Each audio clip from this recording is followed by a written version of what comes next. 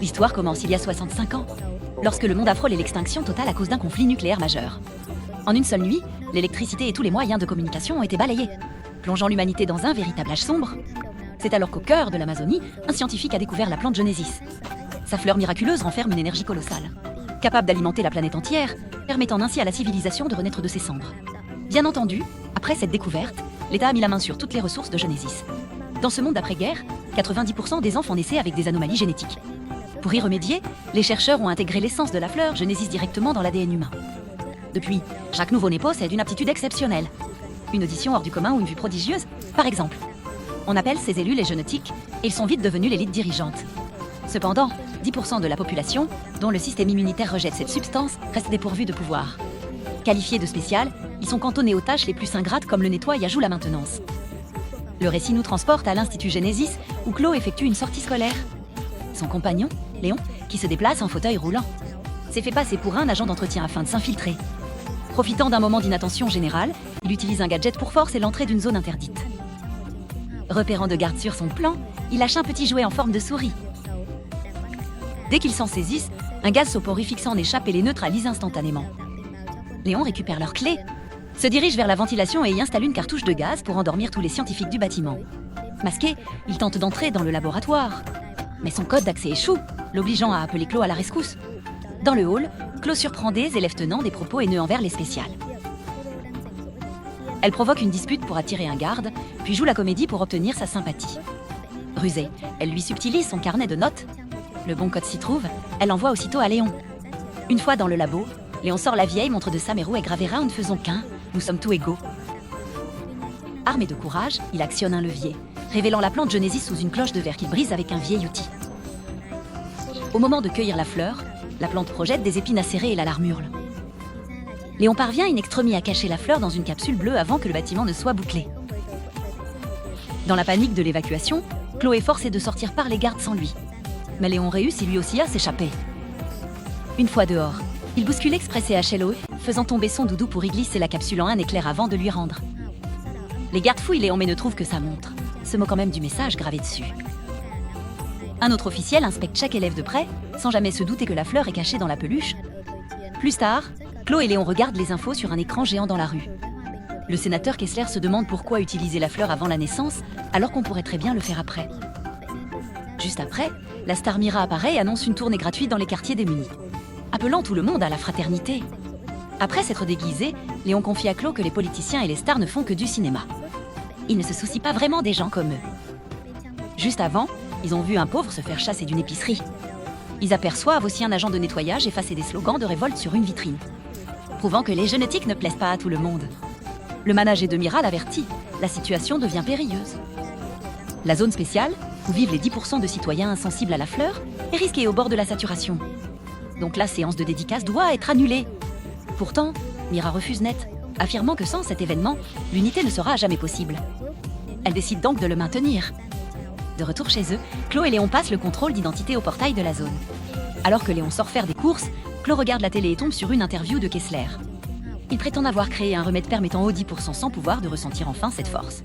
Si CHLOE est ravi, Léon reste persuadé que ce n'est qu'un tissu de mensonges. Ils retrouvent leur routine dans leur maison atelier. Chloé s'occupe des plantes pendant que Léon bricole des appareils. Il extrait l'énergie de la fleur Genesis pour concevoir des prothèses spéciales destinées aux personnes handicapées, leur offrant une vie normale. Leurs revenus suffisent juste à leur quotidien. Après avoir fini une commande, un génétique les appelle pour une réparation à domicile. Chloé décline car il ne se déplace jamais. Mais quand l'inconnu propose de payer le triple, Léon finit par accepter le marché. Chloé s'inquiète car cette mission frôle l'illégalité. Mais Léon la rassure, il connaît chaque ruelle et sait comment éviter les patrouilles. Ils arrivent dans un restaurant chic où le chef les fait entrer discrètement par l'arrière. Ce cuisinier est aussi un spécial qui utilise une armure mécanique pour pouvoir se déplacer et travailler normalement. Soudain, un gang anti-génétique défonce la porte et coupe le courant. Léon finit vite de réparer l'armure, et le chef sort vérifier le compteur en promettant de revenir avec leur argent. Mais quelques minutes plus tard, le gang commence à tout saccager et s'en prend violemment aux clients. Le mobilier est emmietté, le chaos est total. Le chef revient en cuisine, couvert de sang, et a juste le temps de prévenir Chloé et Léon de la boucherie à l'extérieur avant de s'éteindre. Il cherche à fuir, mais l'issue de secours est verrouillée. Léon demande alors à Chloé de l'aider à enfiler l'armure du chef. Quand deux membres du gang entrent, ils ne voient que des corps sans vie. Il mentionne un petit événement pour demain et un coup bien plus gros par la suite. L'un d'eux laisse tomber un papier que Claude ramasse en cachette. Dès les sirènes de police, les voyous s'enfuient. Mais l'armure de Léon débloque soudainement, le redressant brusquement en avant de le projeter contre un comptoir. Les deux malfrats reviennent sur leurs pas, alors Léon se défend comme il peut avec de la vaisselle et de l'eau bouillante. Dans la lutte, le masque du chef se déchire, révélant son vrai visage. Il plaque Léon au sol, mais CHLO intervient pour le sauver. Léon aveugle l'ennemi avec de la farine et entraîne Claude vers la sortie. Grâce à la puissance de l'armure, il défonce la porte et ils s'échappent tous les deux. Des patrouilles passent juste à côté sans les remarquer. Claude examine l'équipement et voit que les jambes de l'armure sont HS, elle doit donc porter Léon jusqu'à la maison. Le lendemain, les médias font leur chou gras de l'affaire. Sur un cliché de surveillance, on aperçoit Léon et Claude, ce qui suffit à lancer des rumeurs sur leur complicité avec le gang. Toutes les infos sont transmises à la police. Le commandant Hugues déclare alors que le quartier des Démuniers est devenu un repère de voyous et qu'un raid est imminent. Léon et Claude sont pétrifiés et Hugues est bien le chef de gang qu'ils ont démasqué. Claude déplie le papier trouvé, est un flyer pour le concert de Mira avec un plan détaillé. Ils comprennent que le gang veut saboter le show pour faire porter le chapeau spécial. Léon fait ses valises pour quitter la ville illico. Mais Claude s'y oppose, ils sont les seuls au courant et, s'ils partent, des innocents vont y passer. Léon réplique qu'un homme à mobilité réduite et une gamine de 12 ans ne feront pas le poids. Claude fond en larmes, le traite de dégonfler et s'enfuit sans qu'il puisse l'arrêter. On plonge alors dans ses souvenirs d'enfant. Léon s'était introduit chez son père pour découvrir qu'il était un spécial. Dès que son père l'a su, il a fait arrêter son propre fils. En regardant la montre de sa mère, Léon retrouve son courage. Quelques heures plus tard, Claude revient et trouve Léon en train de retaper l'armure. Elle l'aide à l'enfiler. Léon fait quelques essais et jure de poing c'est Hugues pour le faire passer aux aveux. Il bricole des armes avec 3 fois rien, montrant une force capable de plier le métal. En voyant des câbles spéciaux dans l'équipement, Claude court préparer des agents chimiques pour booster l'armement. Au même moment, Mira se produit dans la zone spéciale. La foule devient incontrôlable, les barrières sont bousculées et la sécurité peine à maintenir l'ordre. Après le show, alors qu'elle s'apprête à monter dans son bus, son escorte et son manager sont mis KO. Aussitôt, le gang débarque en camion et tague des slogans sur les murs. Le chef menace Mira pour qu'elle le suive sans broncher. Et alors que Léon surgit de nulle part, masqué dans son armure, et saute d'un balcon pour lancer l'offensive. À cause des produits de Claude, de la végétation pousse sur son armure, ce qui fait bien rire les voyous. Mais Léon s'en sert pour riposter un gaz neutralise un suspect, tandis que des lianes ligotent un autre. Claude interpelle Mira depuis une voiture empruntée, pendant que Léon continue la lutte. S'il domine au début, il finit par être encerclé et mis au tapis par le groupe. Claude fonce alors sur un agresseur avec le véhicule. Léon saute à bord tandis que Mira panique totalement. Claude ne perd pas une seconde, elle met les gaz et quitte les lieux. Le trio rentre s'enfermer à double tour alors que le gang patrouille dans chaque rue.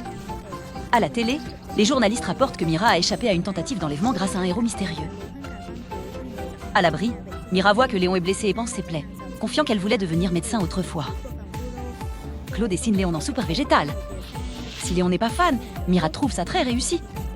Léon lui révèle alors la vérité sur Hugues. Mira veut rentrer au plus vite car elle a un rendez-vous demain avec Kessler.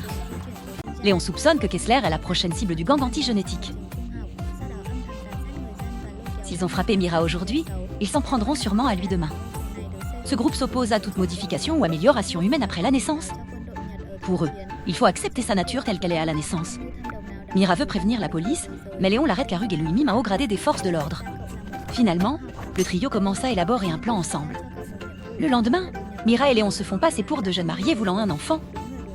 Comme Mira est célèbre, elle prétend ne pas avoir de rendez-vous et n'avoir jamais montré son mari pour éviter la presse. Léon convainc le médecin de visiter les lieux et en profite pour chipper une clé. Ensuite, Léon fait diversion en annonçant un show de Mira. Alors que tout le monde se rassemble, le gang anti-génétique débarque. Léon les bloque dans le hall. Quand les voyous chargent, ils lancent des bombes de gaz qui font fondre leurs masques.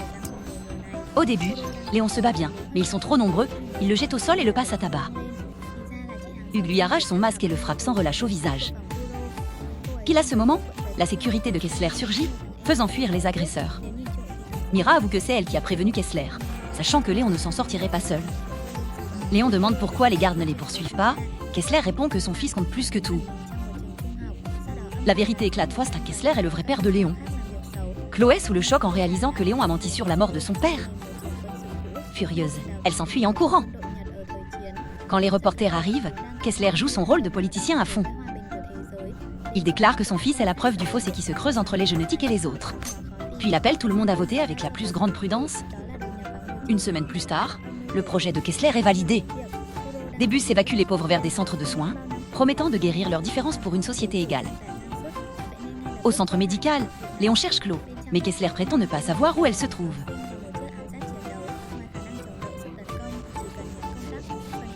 Quand Léon mentionne Hugues, Kessler esquive et répète qu'il veut seulement le soigner. Léon lui rappelle alors que sa mère est morte suite à ses tentatives de traitement. Kessler s'excuse, admet son erreur et lui remet une lettre de sa mère qu'il n'avait jamais osé lui donner.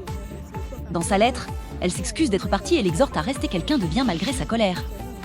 Elle lui conseille d'apprendre le pardon, car personne n'est éternel. Bouleversé, Léon fond en larmes avant que Mira ne l'emmène prendre l'air. Pendant leur balade, Léon retrouve Chloé et s'excuse. Chloé, au grand cœur, ne peut pas lui en vouloir bien longtemps. Léon confie qu'il soupçonne Kessler d'être le cerveau derrière les attaques pour faire passer son projet. Mais il lui faut des preuves. Chloé a alors une idée, elle emprunte la caméra cachée dans l'œil de verre d'un patient. Tandis que les médecins appellent le patient suivant. Chloé s'introduit dans la ventilation du labo pour enregistrer Kessler et Hugues. Leur conversation confirme leur complicité dans toute cette affaire. Kessler expose son plan machiavélique, extraire un gène spécifique du cerveau des patients pour l'injecter aux génétiques. Il appelle cela la prochaine étape de l'évolution humaine, promettant la perfection et la jeunesse éternelle. Pour lui, les spéciales ne sont que du bétail, de simples outils pour ses recherches génétiques. Peu après, Chloé fait écouter l'enregistrement à tout le monde sous la tente. Mira fond en larmes et présente ses excuses aux spéciales, car elle ignorait tout de cette sombre vérité. Léon rappelle alors les mots de sa mère et nous sommes tous égaux. Nous ne sommes pas défaillants, nous sommes des êtres humains. Il appelle chacun à se soulever. Léon affirme qu'il a absolument besoin de son armure. Chloé lui répond qu'elle a déjà subtilisé les clés du dépôt. Le lendemain, Kessler entre dans la chambre de Léon avec des infirmiers pour son traitement. Sous la couverture, Léon a déjà enfilé son armure. Il neutralise son père et s'empare de la seringue. Kessler prétend qu'il a fait tout cela uniquement pour le guérir. Léon lui répond froidement qu'il n'est qu'un monstre. Il enferme Kessler, récupère les explosifs auprès de Chloé et fonce vers le poste de sécurité. Léon assomme les gardes, mais l'un d'eux réussit à déclencher l'alarme, plongeant le centre en état d'urgence.